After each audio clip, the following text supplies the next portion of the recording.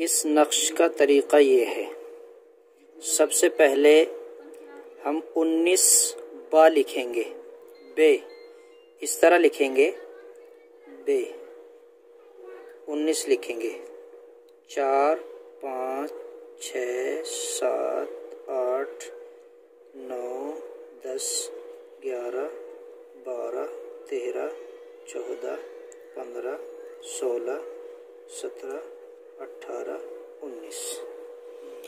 फिर लिखेंगे सीन, 19 लिखेंगे सीन भी, 1 2 3 4 5 6 7 8 9 10 11 12 13 14 15 16 17 18 19। फिर लिखेंगे मीम, 19 मीम बनाएंगे, 1 2 3 4 5 6 7 8 9 10 11 12 13 14 15 16 17 18 19।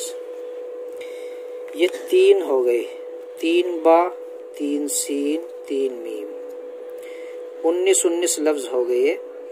अब इसके ऊपर हम अल्लाह बनाएंगे, लफ्ज़ अल्लाह, और इन तीनों लाइनों को काटते हुए अलिफ बनाएंगे, अलिफ। फिर हम इस तरह लाम बनाएंगे, लाम, अल्लाह पूरा इस तरह करेंगे हम।